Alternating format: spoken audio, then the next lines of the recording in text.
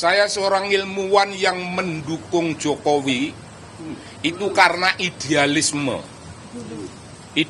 saya, dan berjuta-juta kaum ilmuwan mendukung.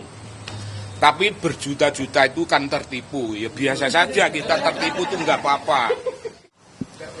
Saya menjawab atau menjelaskan? Oke, kalau menjelaskan begini dulu, Bung.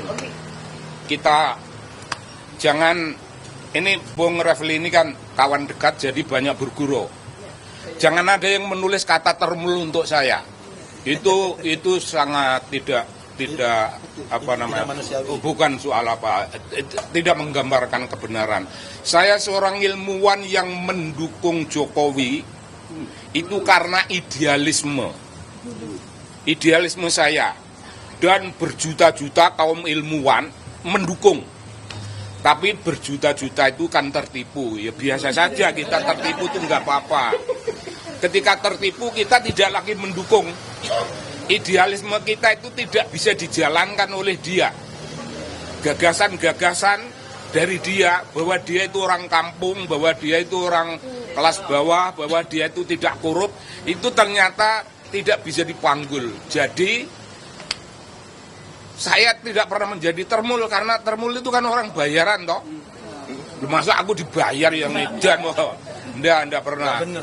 Para ilmuwan itu semuanya tidak ada yang mendapat uang rokok. Rokok saja nggak dapat. Nah, sekarang itu deklarasi tingkat awal. Yang kedua, saya hadir di sini sebagai orang yang akan menjelaskan dunia keilmuan dalam bidang kebudayaan.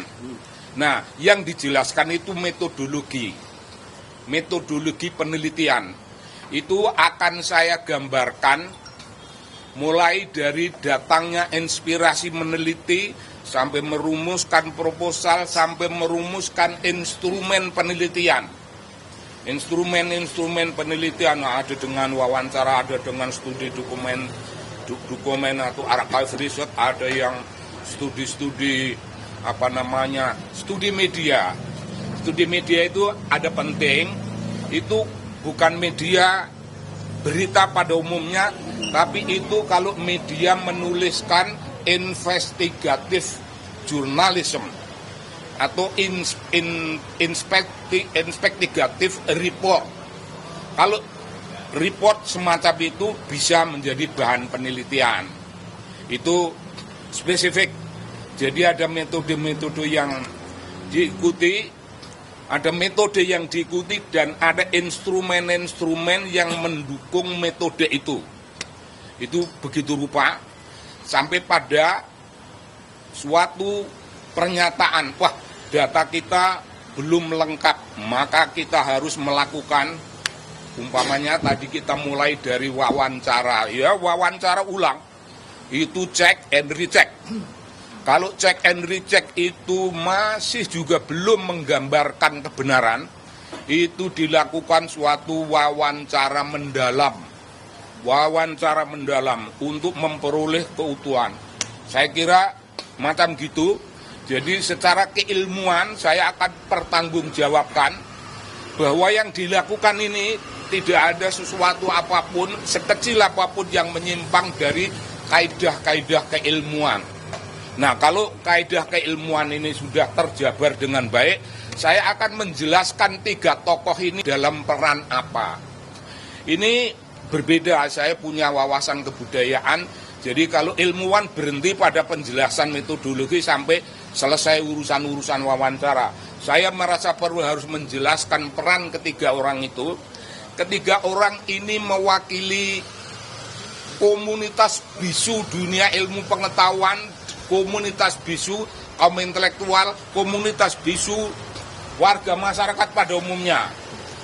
Dalam urusan menyatakan kebenaran dengan segenap risiko, tidak terlalu banyak orang berani. Tapi 3 orang ini berani. Nah, mayoritas golongan akademisi, golongan ilmuwan, golongan intelektual, golongan aktivis, mayoritas itu orang yang sedang nyanyi sunyi, orang bisu. Itu terminologi Pramudia Anantatur. Nyanyi sunyi orang bisu. Oh, mereka tidak. Mereka ini oracle. mereka ini resi, mereka ini begawan. Tidak ada keberatan mereka.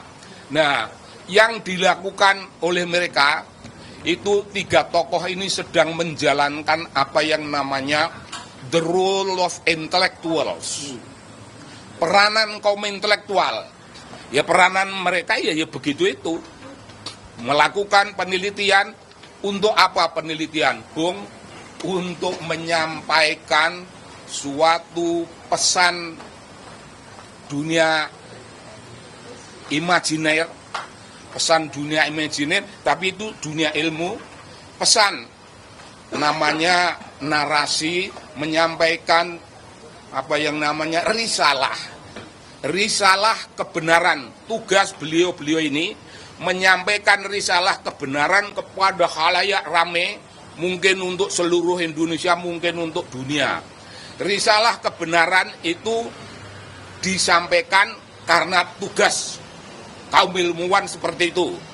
Risalah kebenaran itu mulia kalau Anda semuanya mengingat para rasul yang disebutkan arsala rasulah bil huda wa dinil haq. Rasul-rasul itu menyampaikan risalah kebenaran, itu risalah langit.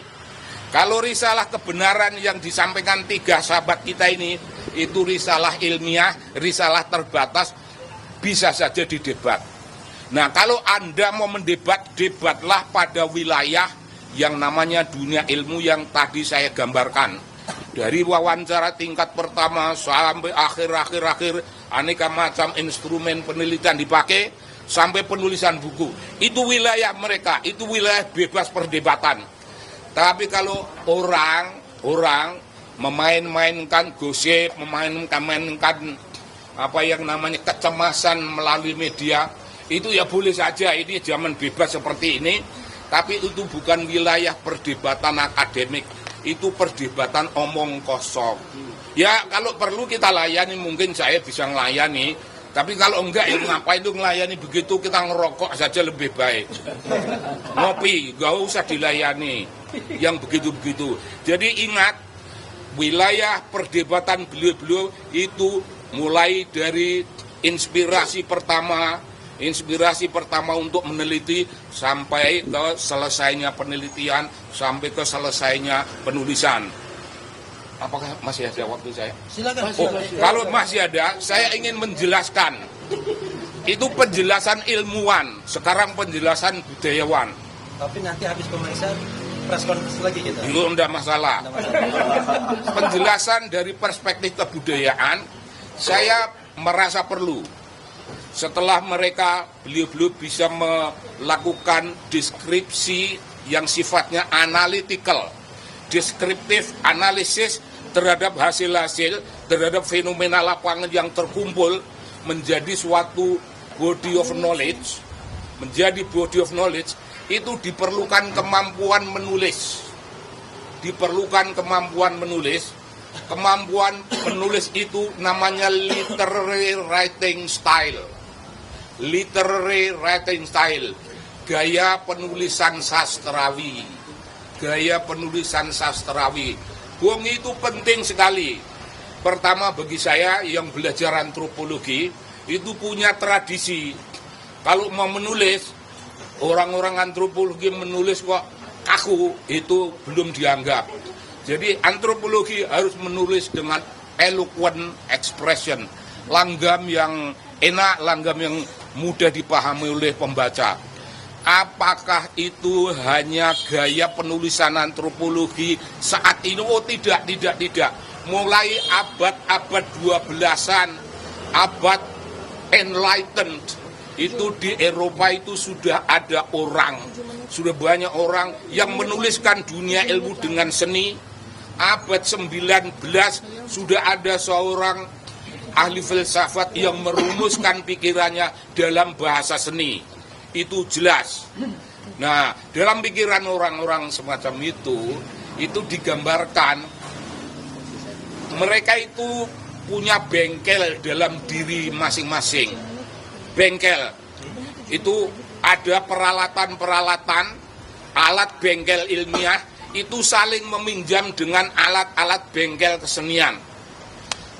Dan karena itulah maka 7 menit lagi buat Pak. oh kalau gitu nanti kita bisa sambung sesudah selesai.